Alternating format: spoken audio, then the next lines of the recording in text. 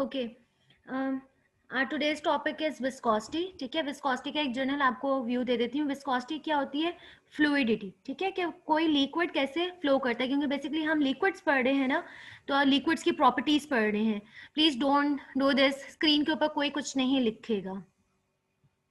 अच्छा जी, विस्कोसिटी आपके पास फ्लूइडिटी है कि कैसे लिक्विड्स फ्लो करते हैं। आप देखते हो कि जो हनी है, शहद, वो बहुत थिक होता है तो उसकी फ्लूइडिटी वो बहुत स्लो फ्लो करता है। ठीक है, अगर आपके पास वाटर है, आप उसकी फ्लूइडिटी चेक करो तो वो कितना फास्ट फ्लो करता है। ठीक है, तो ये फ्लूइडिटी यानी विस्कोसिटी जो है वो डिफरेंट होती है लिक्विड्स की।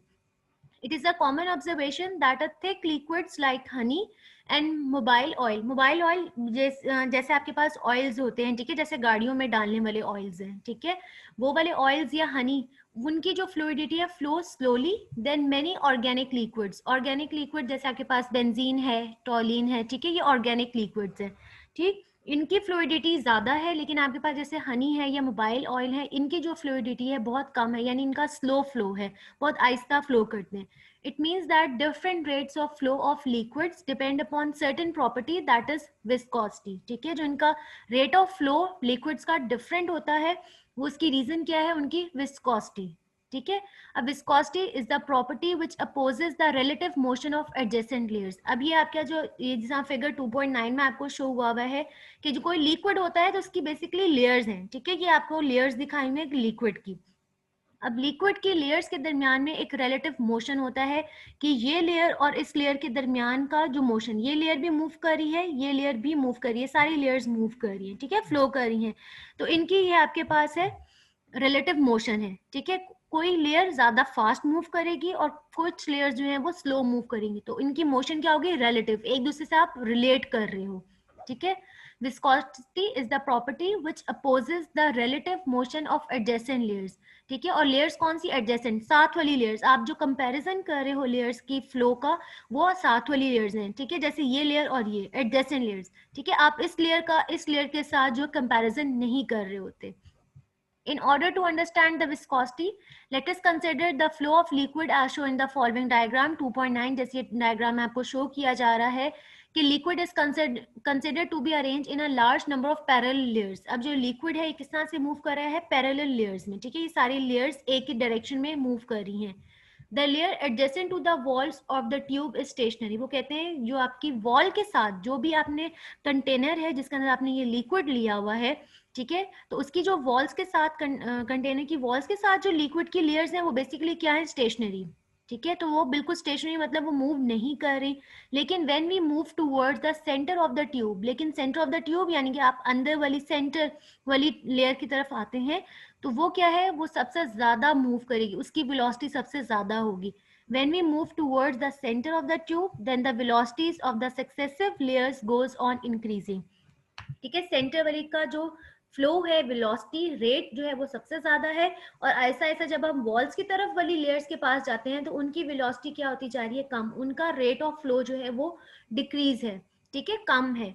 जो बिल्कुल वॉल के साथ लेयर लगी होगी वो स्टेशनरी है, वो तो मूव ही नहीं कर रही। ऐसा ऐसा जब जैसे जैसे आप सेंटर वाली लेयर्स की तरफ आते हैं लिक्विड्स की, तो वो सबसे ज्यादा फास्ट मूव कर रही है। ठीक है, तो यानी सब लेयर्स की जो फ्लो है वो सेम नहीं है।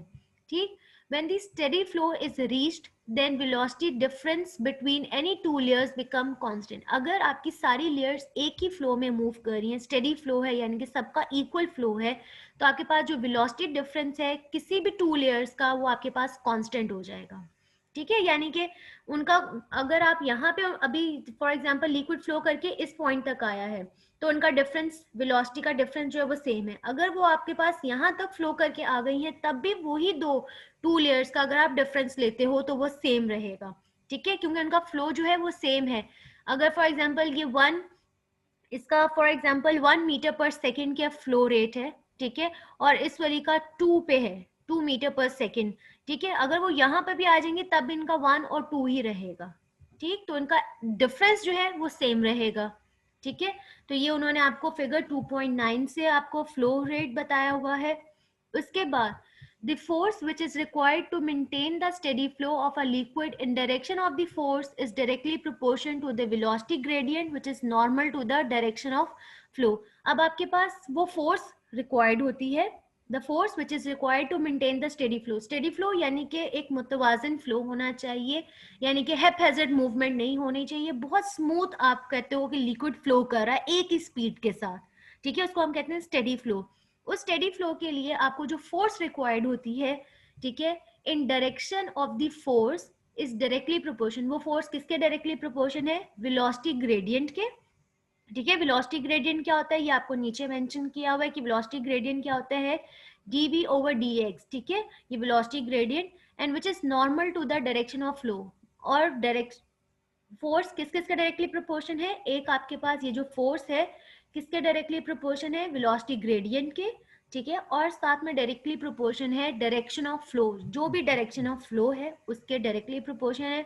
It is also proportional to the area of contact, ठीक है, और ये किसके डायरेक्टली प्रोपोर्शन है आपके पास?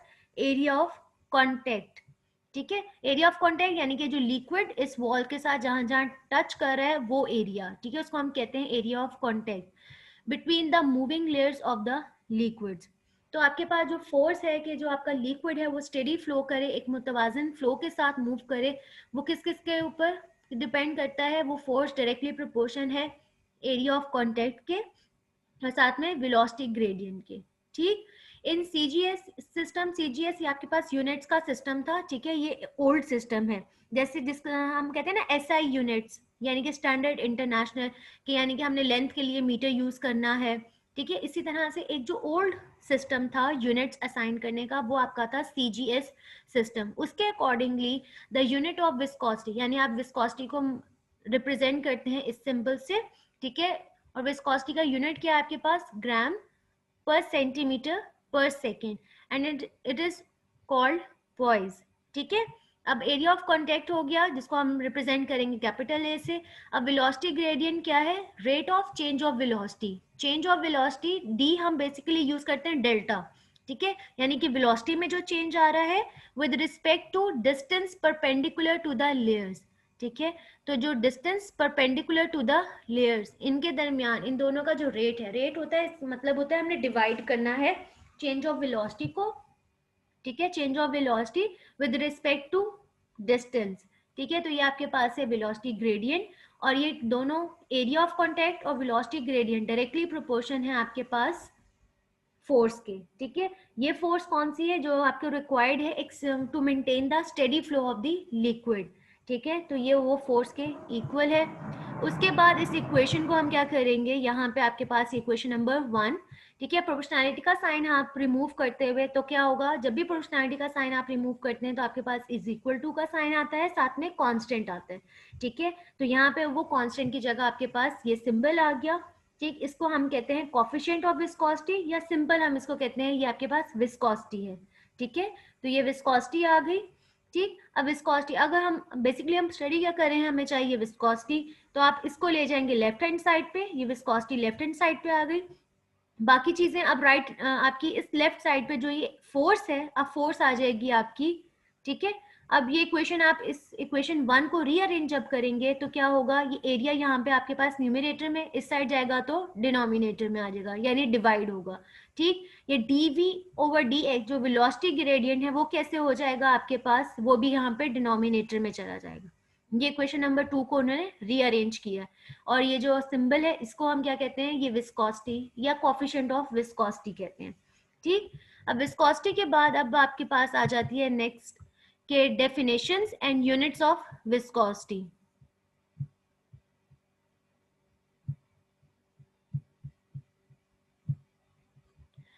डेफिनेशन या यूनिट्स ऑफ विस्कोसिटी क्या है? It is the force per unit area, ठीक है, needed to maintain unit difference of velocity between two parallel layers of liquid unit distance apart। unit distance यानी कि unit मतलब 1 का उनके दरमियान में डिफरेंस होना चाहिए, ठीक है।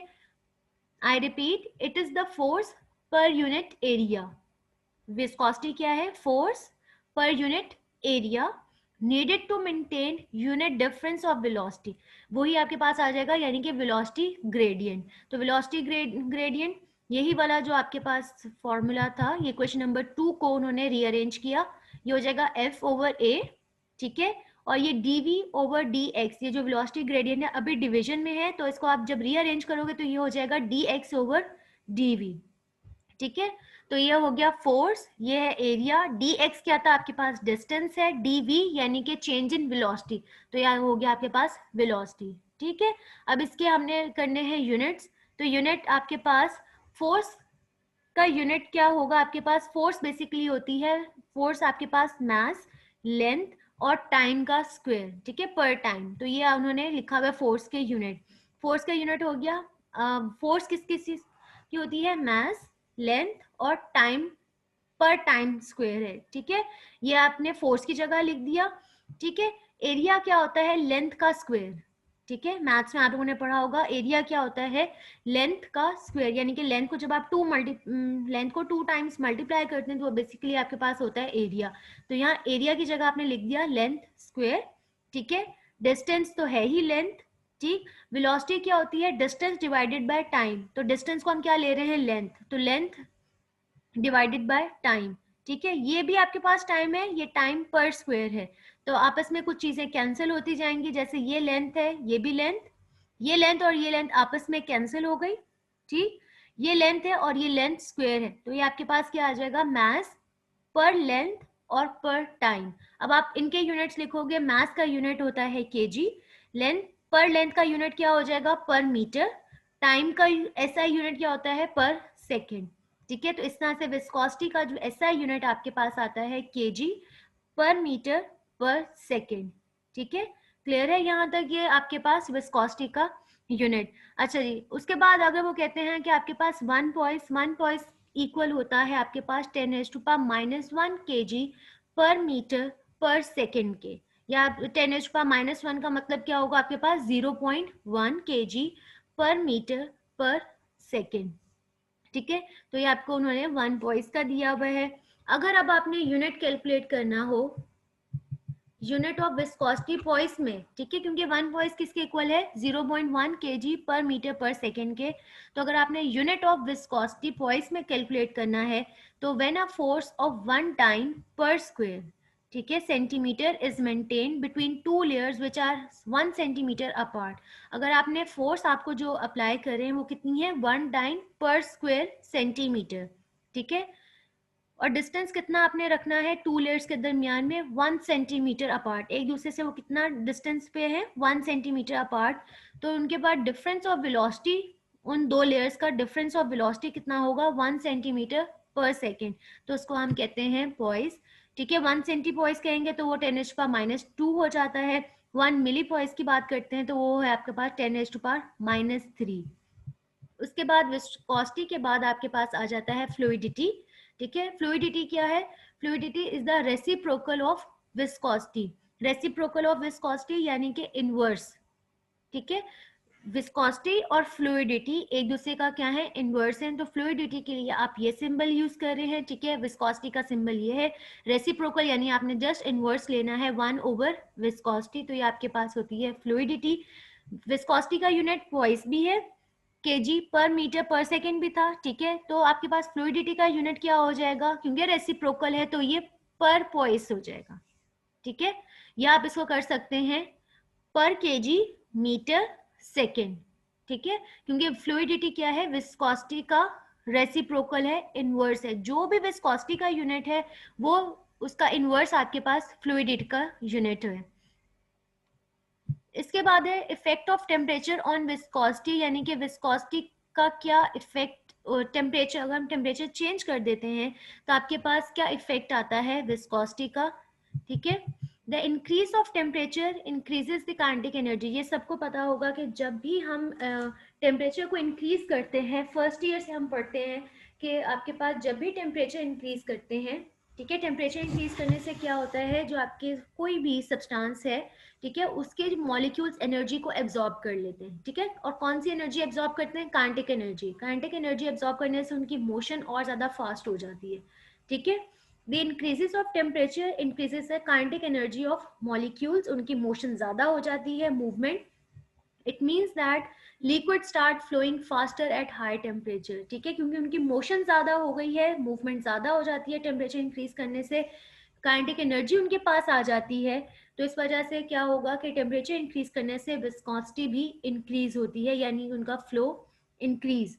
ठीक है, In other words, viscosity of liquid falls with the increase in temperature. It is estimated that for each 1 degree rise of temperature, her 1 degree आप राइज करें, फॉर एग्जाम्पल 1 डिग्री सेल्सियस से आपने 2 डिग्री सेल्सियस, ठीक है, 1 degree आपने rise कर दिया, there is 2% decrease of viscosity, उनका फ्लूइडिटी जो है वो इंक्रीज हुई है, ठीक है।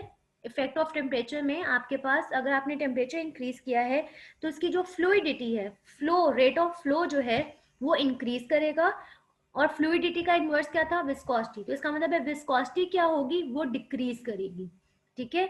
1 डिग्री राइज आपने कर दिया, फॉर एग्जाम्पल आप 1 डिग्री से 2 डिग्री आपने टेम्परेचर इंक्रीज कर दिया, तो उसकी फ्लूइडिटी इंक्रीज होगी, लेकिन उसकी जो विस्कोसिटी है वो 2% डिक्रीज हो जाएगी। यहाँ पे उन्होंने मैथमेटिकल रिलेशनशिप शो किया हुआ है, ठीक है, आर्हीनियस इक्वेशन की हेल्प से, ठीक है। आर्हीनियस इक्वेशन आप लोगों ने क्लास फर्स्ट ईयर में भी पढ़ते हैं, ठीक है। आर्हीनियस इक्वेशन की हेल्प से ये मैथमेटिकल रिलेशनशिप है, ठीक। यहाँ पे उन्होंने Arrhenius has given the following relationship between viscosity और टेम्परेचर, ठीक है। ये आपके पास विस्कोसिटी और ये टेम्परेचर, इन दोनों का रिलेशन आपको दिया हुआ है। यहाँ पे कुछ आप लोगों ने करना है कि A and B are the constant depending upon the nature of liquid, ये जो आपके पास कैपिटल ए और ये कैपिटल बी है, ये आपके पास कांस्टेंट है, ठीक है। ये किस कांस्टेंट की वैल्यू किस पे डिपेंड करेगी, nature of liquid. For example आप वाटर लेते हो तो इसकी वैल्यूज डिफरेंट है, आप हनी लेते हैं उसकी वैल्यूज डिफरेंट है, ठीक। According to this equation, increase of temperature, आप कर रहे हैं टेम्परेचर को इंक्रीज करेंगे तो decrease the viscosities of the liquid, तो वेलोसिटी क्या हो जाएंगी, डिक्रीज, ठीक है। If we want to determine the constant, अगर आप वैल्यूज फाइंड आउट करना चाहते हैं ए और बी की, then we can convert it into the equation of straight line by taking the natural log, तो आप इक्वेशन को थोड़ा सा रीअरेंज करेंगे, ठीक है। ये थोड़ा सा डिटेल में आपको बताया हुआ है कि किस तरह से होगा, आपने इसको इतना डिटेल से नहीं करना, जस्ट आपने ये वाला कॉन्सेप्ट अपने पास रखना है कि effect of temperature on viscosity, viscosity और टेम्परेचर का इनवर्स रिलेशन है। अगर आप टेम्परेचर इंक्रीज करते हैं तो विस्कोसिटी डिक्रीज होती है, और कितनी डिक्रीज होती है, 1%, 1 डिग्री आप राइज करेंगे और डिक्रीज कितना होगा विस्कोसिटी में, 2% डिक्रीज होता है, ठीक है। ये वाला जो है आगे आर्हीनियस इक्वेशन से ये सब कुछ आपने डिटेल से नहीं करना, आप इसको कट कर देंगे। ये नीचे जो डायग्राम है ये भी आपने नहीं करनी, ठीक है। ये सब कुछ आपने कट करना है, जस्ट आपके पास कॉन्सेप्ट होना चाहिए टेम्परेचर और विस्कोसिटी का रिलेशन, ठीक है। उसके बाद यहाँ पे एक टेबल दिया हुआ है विस्कोसिटीज ऑफ सम इम्पोर्टेंट लिक्विड्स, कुछ इंपॉर्टेंट लिक्विड्स की उन्होंने विस्कोसिटी आपको बताई हुई है, टेबल 2.3, ठीक है। यहाँ पे ये लिक्विड जैसे बेंजीन है, carbon tetrachloride, ethanol, ether, glycerine, ये सारे जो ऊपर वाले हैं बेंजीन से लेकर ये ग्लिसरीन, ये सारे ऑर्गेनिक लिक्विड्स हैं, वाटर आपका इनऑर्गेनिक है, ठीक है। यहाँ पे उन्होंने विस्कोसिटीज दी है, विस्कोसिटी डिफरेंट यूनिट्स में, ये सीजीएस सिस्टम में दिया हुआ है जो कि ओल्ड सिस्टम था, ठीक है। और ये वाला जो उन्होंने विस्कोसिटी दी एसआई यूनिट, जो अब हम स्टैंडर्ड इंटरनेशनल सिस्टम यूज करते हैं, ये उसके अंदर उनकी वैल्यूज दी, ये वैल्यूज भी आप लोगों ने याद नहीं करनी, ठीक है। ये वैल्यूज भी आपने याद नहीं करनी, ये टेबल भी सिर्फ उन्होंने आपको एक दिया हुआ है। उसके बाद आ जाता है हमारे पास मेजरमेंट ऑफ विस्कोसिटी, कि हम विस्कोसिटी को मेजर कैसे करेंगे, ठीक है। तो विस्कोसिटी को मेजर करने का जनरल प्रिंसिपल क्या है, the measurement of viscosity of liquid is based on Poiseuille equation, ठीक है। ये आपकी इक्वेशन है। अब इसके अंदर क्या क्या चीजें, इक्वेशन के अंदर आपके पास पाई की वैल्यू है, पी है, पी आपके पास प्रेशर, ठीक है। जब भी लिक्विड फ्लो करता है, क्योंकि फोर्स पर यूनिट एरिया, वो आपके पास क्या होता है, प्रेशर, ठीक है। तो ये प्रेशर हो गया। टी आपके पास टाइम ऑफ फ्लो है, ठीक है। यहाँ पे ये वाला आप टी देखोगे स्मॉल टी है, ठीक है, कैपिटल टी यूज नहीं किया हुआ, कैपिटल टी का मतलब होता है टेम्परेचर, ठीक है। ये वाला टी जो है स्मॉल टी, इसका मतलब है time of flow in second, time of flow यानी कि 1 सेकेंड में कितना फ्लो किया है, ठीक है। आर का 4 यानी कि आपने रेडियस ऑफ कैपिलरी ट्यूब, जो आपकी कैपिलरी ट्यूब है, ठीक है, आप लोगों ने लैब्स के अंदर जैसे टेस्ट ट्यूब्स होती हैं, इसी तरह से कैपिलरी ट्यूब, टेस्ट ट्यूब से बहुत ही बारीक सी कैपिलरी ट्यूब होती है, ठीक है।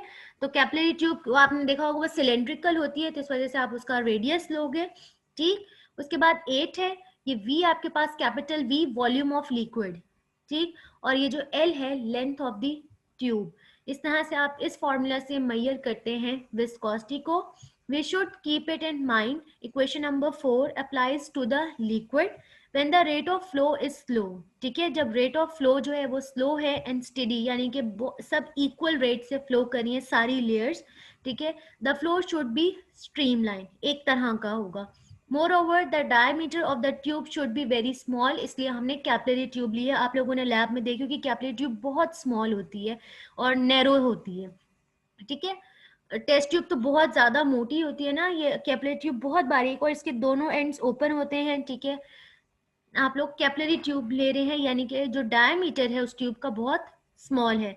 If the flow rate is higher and the diameter of the tube is large, अगर फ्लो रेट जो है वो हाई है और डायमीटर भी उसका लार्ज है, then the flow becomes turbulent. ठीक है, तो फ्लो क्या हो जाता है, टर्बुलेंट हो जाता है, वो स्ट्रीमलाइन नहीं रहता.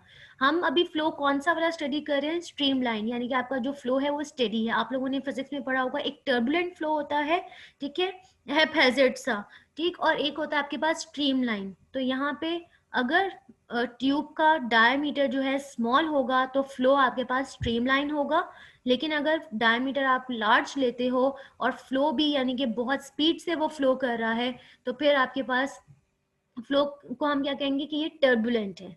ठीक है, in order to decide that which type of flow is there, कि अब ट्यूब के अंदर कौन सा फ्लो है वो हमें कैसे पता चलेगा, we should use the empirical equation called Reynolds number. ठीक है, ये रेनॉल्ड्स नंबर है. It is dimensionless. डायमेंशनलेस का मतलब है कि क्वांटिटी कि जिसके यूनिट्स आपके पास नहीं होते, डायमेंशनलेस है.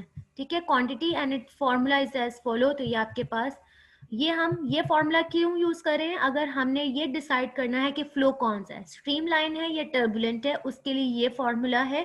ठीक है, रेनॉल्ड्स नंबर 2r. r आपके पास रेडियस ऑफ द ट्यूब हो जाएगा, v के ऊपर बार, अब ये स्मॉल v है. ठीक है, यहाँ केमिस्ट्री के अंदर बहुत सारे जो है सिंबल्स यूज होते हैं. ठीक है, कभी टी कभी वी, आपस में कंफ्यूज रहते हैं अब ये टी टेम्परेचर का है या टाइम का है या वी वेलोसिटी है या वॉल्यूम है, तो इसलिए साथ साथ उन्होंने लिखा होता है. ठीक है, आप लोगों ने भी पेपर के अंदर मेंशन करना है, जब भी कोई फॉर्मूला यूज कर रहे हो तो आपने मेंशन करना है कि आप कौन सा सिंबल किसके लिए रिप्रेजेंट कर रहे हैं. ठीक है, तो यहाँ पे भी जैसे आर रेडियस के लिए है, वी बार यहाँ पे अब स्मॉल वी बार है, तो इसका मतलब है एवरेज वेलोसिटी. ठीक है, एवरेज वेलोसिटी ऑफ लिक्विड. ठीक, डी यहाँ पे अब हम डायमीटर के लिए यूज नहीं करे, डी किसके लिए, डेंसिटी ऑफ लिक्विड, और यहाँ पे ये सिंबल आपका विस्कोसिटी के लिए. ठीक है, रेडियस ऑफ द ट्यूब हो गया, डेंसिटी ऑफ द लिक्विड हो गया, विस्कोसिटी. एवरेज वेलोसिटी क्या होती है, एवरेज वेलोसिटी यानी कि जब भी ये डिफरेंट लेयर्स डिफरेंट स्पीड के साथ फ्लो कर रही होती हैं. ठीक है, तो आप उनका क्या लोगे, एवरेज ले लेते हैं. मैथ्स में ये आप लोगों ने पढ़ा होगा मीन. ठीक है, तो आप मीन ले लेते हो ताकि आपके पास एक वैल्यू आ जाए, average. It is found that if Reynolds number is equal or less than 2000, ठीक है, अगर ये जो नंबर है ये डायमेंशनलेस है, डायमेंशनलेस जिसके यूनिट कोई नहीं होता क्योंकि ये नंबर है. ठीक है, अगर ये नंबर आपके पास इक्वल और या लेस देन 2000 हो, ठीक है, then the flow is streamline, यानी कि एक जैसा फ्लो होगा.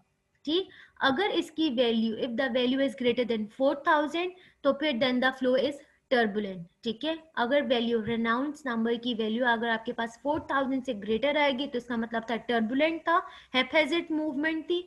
अगर इसकी वैल्यू इक्वल और लेस देन 2000 हो तो आपके पास जो फ्लो है वो आपके पास स्ट्रीमलाइन है. ठीक है, तो ये फ्लो को फाइंड आउट करने के लिए कि फ्लो कौन सा है, ये इंपॉर्टेंट है आपका एमसीक्यूज वगैरह के लिए भी.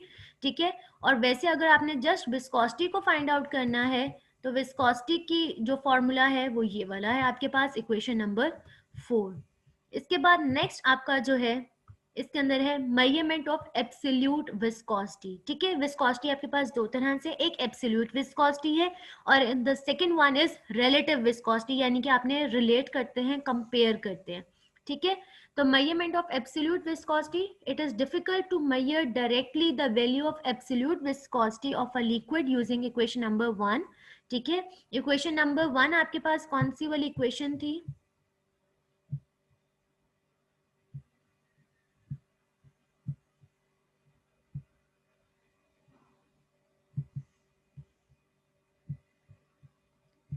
इक्वेशन नंबर 1,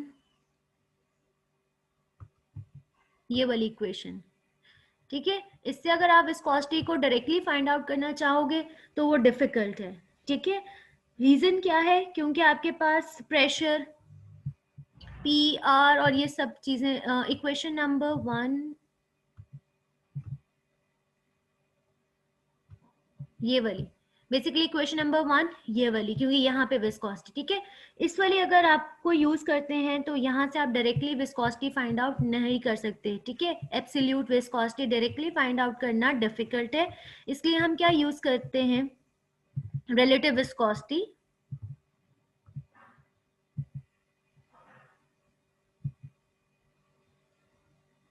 ये आपके पास, it is difficult to measure directly the value of absolute viscosity of liquid using equation number 1। The reason क्यों नहीं कर सकते? क्योंकि measurement pressure, radius, volume is difficult, so viscosities of liquid are express in relative terms. हम उसको relate करते हैं, compare करते हैं।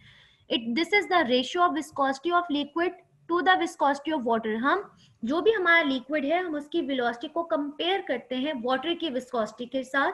हमने विस्कोसिटी को लिया, विस्कोसिटी ऑफ वाटर को हमने एक स्टैंडर्ड, रेफरेंस स्टैंडर्ड हमने रख लिया है, ठीक है। उससे हम कंपेयर करते हैं, taken as reference standard, and this is called relative viscosity. क्योंकि एब्सोल्यूट विस्कोसिटी यानी डायरेक्टली किसी लिक्विड की विस्कोसिटी मेजर करना डिफिकल्ट है, इस वजह से हम उसको कंपेयर करते हैं। और कंपेयर हमारा रेफरेंस कौन सा है? वाटर को हमने लिया होता है रेफरेंस विस्कोसिटी, ठीक है, उससे हम कंपेयर करते हैं। आपके पास आगे है मेजरमेंट ऑफ रिलेटिव विस्कोसिटी, कि हम विस्कोसिटी को किस तरह से कंपेयर करते हैं, ये हम अपने कल के लेक्चर, नेक्स्ट टाइम जो हमारा लेक्चर उसके लिए रखते हैं, ठीक है। और साथ में आप लोगों को एक दे देते हैं असाइनमेंट,